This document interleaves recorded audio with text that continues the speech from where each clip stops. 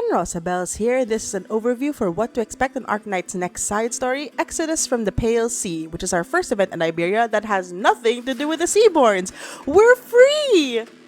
As a disclaimer, this is based on the details from the CN server and may be subject to change. Starting with some quick info, you need to clear at least episode 110 in order to access the event. The event will run for 2 weeks, with the main story stages on the first week and the EX stages on the second week. First, let's go through the new operators. There will be 3 new operators introduced in this event. Starting with the free unit, introducing Rose Salt, our new 5-star multi-target medic, or more commonly known as our AoE medic. Her talent decreases her attack by 5%, but it increases the healing effectivity of the units within her attack range, which is okay, I guess? Honestly, the decreased attack seemed unnecessary, but you do you. Her first skill is her AFK skill, where her next heal will restore HP up to 190% of her attack. This can hold up to 2 charges. Her second skill is a lot more interesting. Her attack interval decreases, and up to 50% of physical and arts damage taken by operators in her range will be converted into HP loss over time for 5 seconds. This will effectively save them from insta-kill attacks. The other 2 operators will be available in the Confirmation Completion Conduction banner. The 5-star is a familiar face. Techno! We remember her being one of the main supporting NPCs of the Rainbow Six Siege second collab event, Lucent Arrowhead. Now she's broken out of NPC jail, is getting treatment in Rhodes Island, and has become our very first Shaper caster.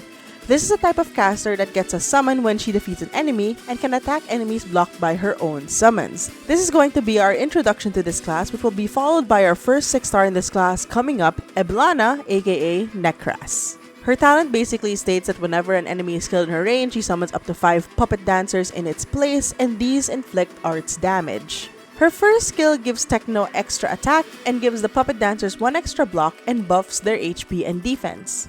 Her second skill expands her attack range pretty wide, and it gives her and her puppet dancers extra attack speed, and the puppet dancers switch to range attacks and attacks the enemies in Techno's attack range. When the skill ends, all puppet dancers are regenerated at the closest deployable tiles to Techno. Finally, our long-awaited 6-star, Thorns the Lodestar, aka Thorns Altar, our favorite sea urchin, has finally received his altar. He's our first 6-star alchemist who can throw alchemy units to assist in combat. If you played IS5, this is the same archetype as Tin Man, so if you enjoyed his gameplay, I'm sure you would love Thorns Altars. For his first talent, he gets extra attack, because why not? And if there are other operators in his range, then his alchemy units will last a few seconds longer on the field. His second talent passively gives allies 5 attack speed and decreases enemy attack speed by 5. This is doubled for units that are placed 6 or more tiles away from Thorn's Altar in a straight line, either vertically or horizontally, and there will be a visual effect to dictate where this effect is taking place. Just a warning before we talk about his skills, these descriptions are long and they have extra notes for each, so please bear with me. For his first skill, it's an auto-activate skill where he will throw an alchemical unit towards an ally, increasing their defense by up to 100 units, and restores their HP by up to 20% of Thorn's attack per second for up to 8 seconds. This will affect all the units within the surrounding 8 tiles from the alchemical unit. Note that Thorns will prioritize allies with the lowest HP, and if there's a tie, he will aim for the latest deploy unit, and the effect of the alchemical unit stacks. His second skill makes him throw an alchemical unit that reduces the healing effects received by ground enemies. Healing effects on enemies? Oh god. Around the impact point by 50% and causes them to take up to 180% attack as arts damage per second, and heals nearby allies by up to 18% of his attack per second for up to 15 seconds. The alchemical unit can slowly move towards the throwing direction over 15 seconds, and the effect area gradually expands. This skill holds 2 charges. Note, if there are no enemies in range, Thorns will throw the unit mid-range in front of him, and the effects of multiple units stacks, with the healing effect stacking multiplicatively. For his third skill, the passive effect is that his range will expand to a flinger range. When activated, he throws up to 4 alchemical units to the units with the lowest block count, causing the surrounding enemy units to get up to minus 15% attack, minus 35% defense, and minus 35% res. And they take up to 210% attack as arts damage per second for up to 23 seconds, gradually increasing over time. This reaches a cap at 15 seconds. At this cap for M3, it will give the enemies minus 30% attack, minus 50% defense, and minus 50% res, and 380% damage over time. Thorns will prioritize the allies with the lowest block count first, and latest deployed unit second. Note that Thorn's Lodestar is counted among the possible targets of the skill, and if there are no units around him, he will target himself only.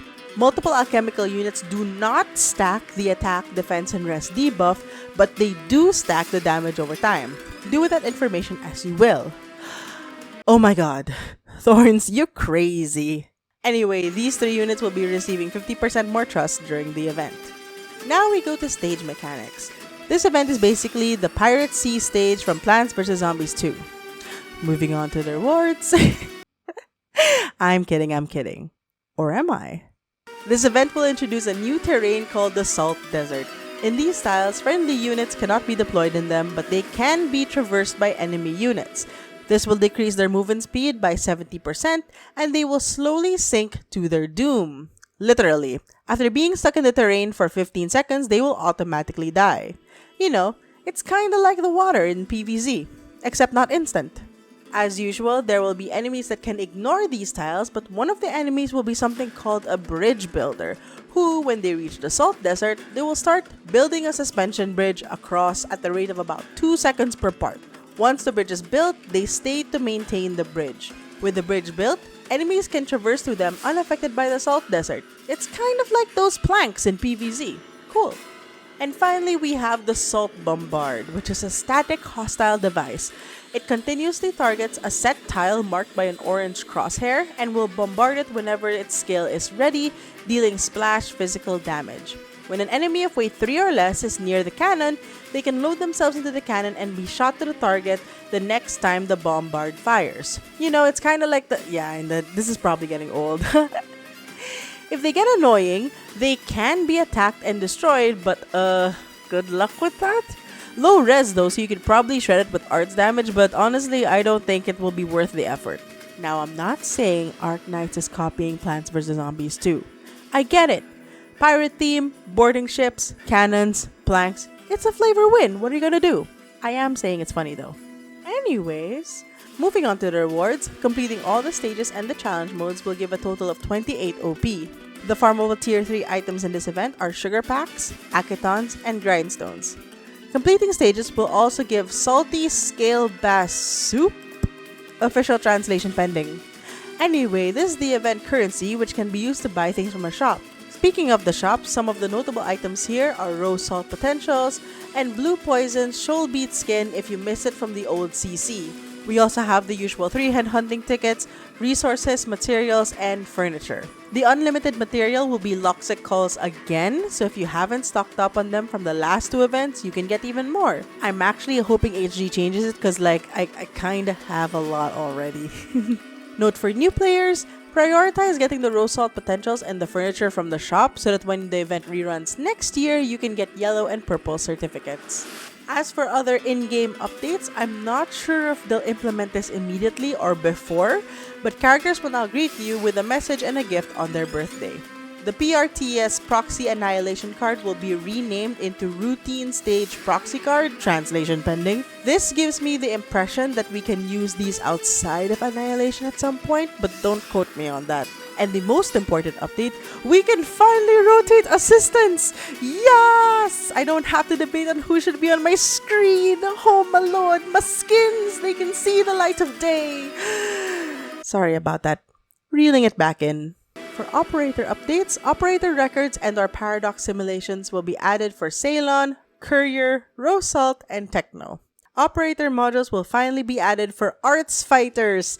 Now we're going to have 3 different modules released to cover the different Arts Fighters, so let's just talk about that real quick. For Guardmia, Moose, Surtur, and Vina Victoria, they will be receiving Module X, which will give them additional attack speed if they are not blocking enemies. For Asticia and Side Rocka, they will be receiving the Module Y, which will give 10% Arts Fragility to the enemies that they are blocking.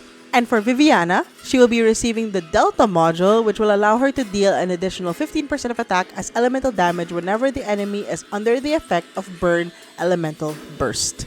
Leveling up these modules will also improve their talents. For example, for Surtur, it will increase her base res ignore to 26. For Vina Victoria, it will increase the physical damage reduction of her and the allies in her surrounding 8 tiles, and it will also increase the attack she gets for each person around her. For Viviana, it will add burn damage to her attacks up to 9% at level 3, and the effect is doubled against elite and leader enemies, which is perfect for her new trait. Aside from them, Exousia will be getting her second module, her Y module, which has very interesting art. This will give her a new trait which will increase her attack speed if there are ground units within her attack range. And at level 3, oh boy, it will add defense ignore to her fast cartridges, where continuous attack will increasingly ignore defense until 250 defense. This bonus will be lost if there are no attacks made in 5 seconds. Moving on to store updates, there will be 2 new skins for purchase in this event, including a skin for Ray and Tequila.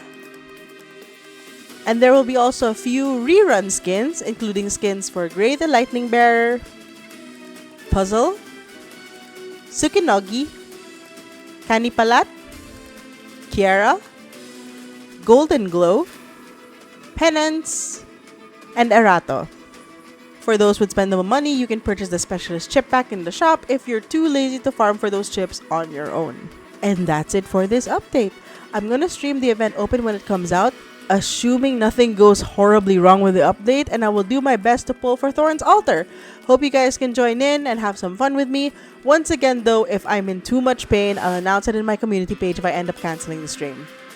Anyway, that's it for me. I'll see you guys next time. Bye!